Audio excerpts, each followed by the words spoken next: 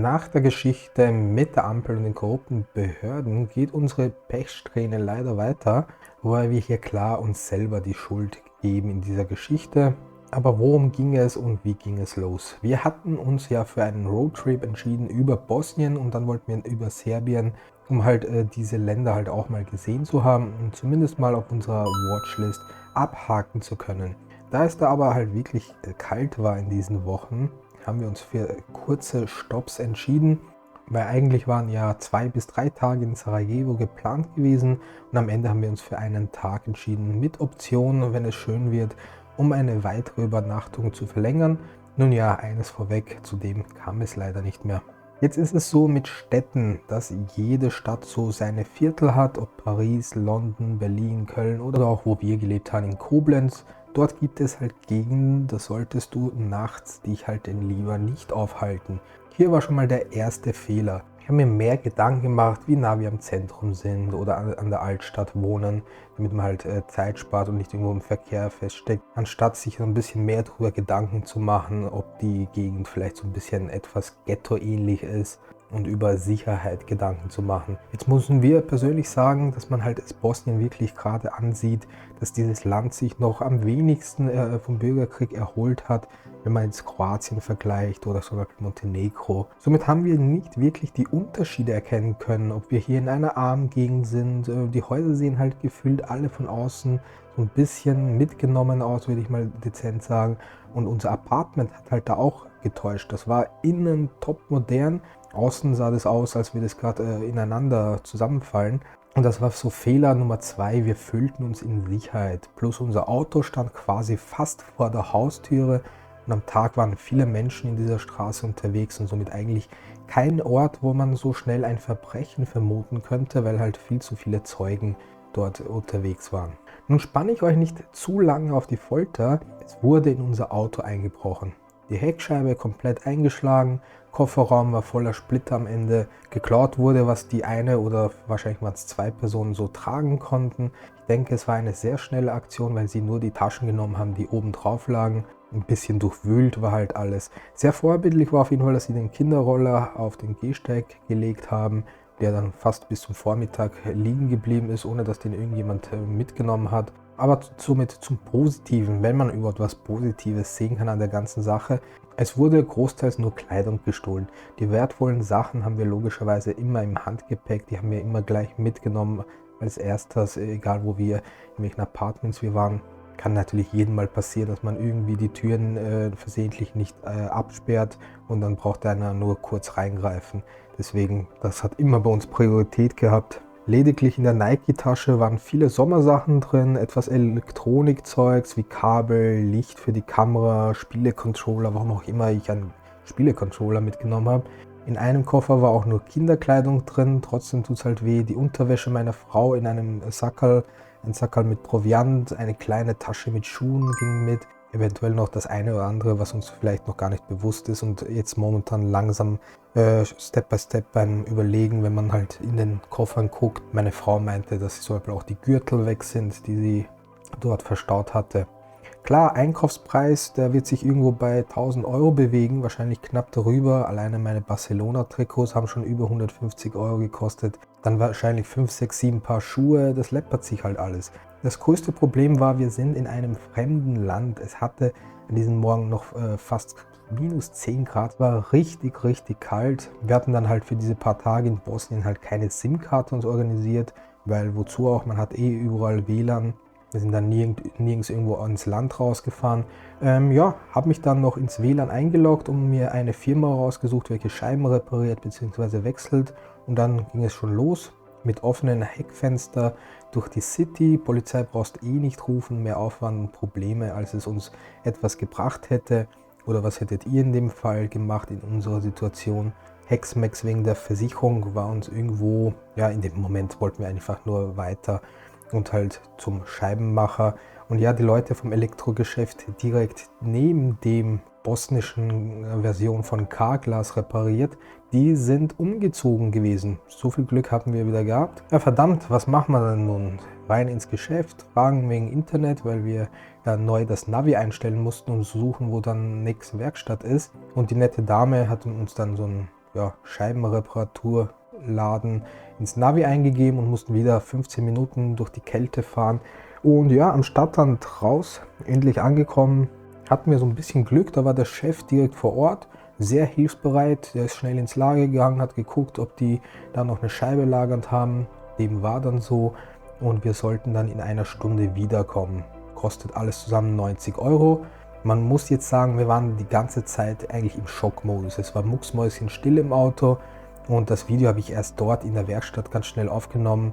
Sonst hätte ich es fast sogar noch vergessen. Da hatten wir ja nur die Koffer alles einfach reingeschmissen, wollen einfach weg von diesem Parkplatz dort.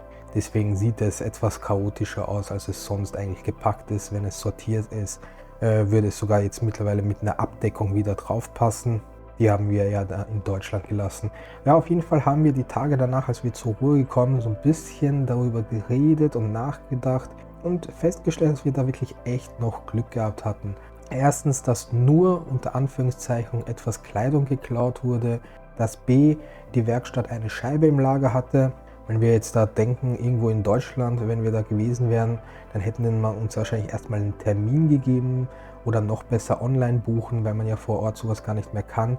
Was so mit C ergibt, dass die es sofort gemacht hatten, obwohl da ein Auto in Arbeit drinnen stand, sind die direkt mit dem rausgefahren, haben uns quasi reingezogen und eben plus D, eben der Preis 90 Euro für quasi Express-Reparatur war insgesamt echt.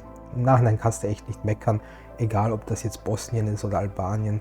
Irgendwo müssen die auch mittlerweile leben, auch dort werden die Preise immer teurer. Und wir haben dann auch mit Freunden geredet in Deutschland, die haben gemeint, auch in Deutschland zahlst du für so eine Scheibe inklusive Reparatur mindestens 200 bis 300 Euro in einer Werkstatt. Und da hast du noch nicht mal irgendwie einen Expresstermin, da musst du noch ein paar Tage warten. Klar, in Deutschland hätte man dann mit der Polizeiversicherung wahrscheinlich noch eher Chance gehabt, es bezahlt zu bekommen. Trotzdem sage ich, in Summe sind wir mit einem blauen Auge davon gekommen. Was lernen wir nun aus der ganzen Sache? Das ist mir persönlich immer wichtig, wenn da eben wie das mit der Ampel in Montenegro passiert ist, dann versuche ich diesen Fehler nicht ein zweites oder gar ein drittes Mal zu machen. Und gerade eben, wenn man in Gegenden ist, das Auto über Nacht stehen lassen muss, die halt etwas ärmlicher sind. Hier lieber ein paar Münzen oder Scheine investieren, wahrscheinlich in ein Parkhaus, obwohl wir da auch von einigen schon gehört haben, dass es da Unterschiede gibt, dass da auch schon ein paar Mal eingebrochen worden ist. Gerade wenn die nicht irgendwie überwacht sind. Kameras sind meistens auch nicht wirklich förderlich. Die sind dann vermummt, Scheibe einschlagen und wieder raus. Und da kannst du mit den Kameras machen, was du willst. Und ja, Punkt 2, gerade für so Reisende wie uns, das Auto einfach komplett ausräumen. Auch wenn es noch so mühsam ist. Klar, für uns waren da einfach ein paar Klamotten drin. Wir wussten, dass es Klamotten sind. Aber andere Leute wittern da vielleicht den großen Jackpot. Und dann hat man halt den Salat wie wir mit dieser kaputten Scheibe und halt ein paar Klamotten weniger. Und somit zu Punkt 3, wenn man so einen 1- bis 2 Tagestrip in eine Stadt macht, am besten ein Hotel suchen oder ein Apartment, wie wir es in Mostar hatten. Da haben wir es richtig gemacht, wo man das Auto gesichert abstellen kann, geschützt ist und in einer Garage, abgesperrten Parkplatz, irgend sowas in die Richtung, dass man das immer dabei hat, wenn möglich. Hier hatten wir das erste Mal anders gehandelt und uns für eine Wohnung A im Zentrum entschieden und B ohne irgendwelche Absicherungen und wurden direkt leider bestraft. Hätte auch natürlich anders kommen können, dass man diese eine Nacht ohne irgendwelche Vollkatastrophe übersteht. Und nun Punkt 4, wenn möglich im Internet suchen nach Stichworten wie ärmste Gegend in Sarajevo oder gefährliche Viertel in Sarajevo. Die gibt es in jeder Stadt. Das hat nichts mit der Nation, mit dem Land oder den Menschen dort zu tun, sondern es ist halt wirklich weltweit so. Wenn du da irgendwo in Bogota bist oder in New York im falschen Viertel, dann kann dir das passieren. Selbst in Miami hast du Ghettos, wo du gar nicht mit dem Auto irgendwann an der Ampel stehen bleiben kannst, ohne zu überfallen zu werden. Und das spreche ich von Bekannten, die mir schon solche Sachen erzählt haben und erlebt haben. Natürlich gibt es natürlich Ausnahmen, vielleicht in Japan oder China, da ist die Wahrscheinlichkeit, dass du da irgendwie in Tokio ausgeraubt wirst, gegen null, weil das schon von der Mentalität oft sich widerspricht. Und ja, auch in Wien haben sie einen Kollegen von mir ins Auto eingebrochen, weil er das iPhone auf dem Sitz liegen hatte und jemanden anderen in Dresden, auch jetzt nicht die Megastadt, hat man den Laptop geklaut, weil der eben auf dem Sitz lag. Also wenn man da wirklich quasi fast schon einladet, das geht relativ schnell heutzutage und gerade in Städten. Und die Armut wird sowieso in ganz Europa immer mehr und mehr. Punkt 6, sich nicht aufs Glück verlassen. Unser Gedanke war eben, dass das doch nur eine einzige Nacht sein wird. Da wird schon nichts passieren und halt wieder, der Gedanke ist ja nichts Wertvolles drin aus unserer Sicht. Für viele Leute, die in Bosnien unter ärmlichen Verhältnissen leben, sind halt abgetragene alte Nike-Schuhe und ein Barcelona-Trikot einfach der Jackpot. Punkt 7, der gilt für den Fall, wenn man auswandert und in einem Land sesshaft wird. Das ist zumindest unser Plan. Holt man sich einfach so schnell wie möglich einheimische Autokennzeichen. Wenn man nämlich mit deutschen Kennzeichen herumfährt, haben in vielen Ländern die Menschen noch den Gedanken, ach, hier kommen die reichen Deutschen, da gibt es halt immer etwas zu holen.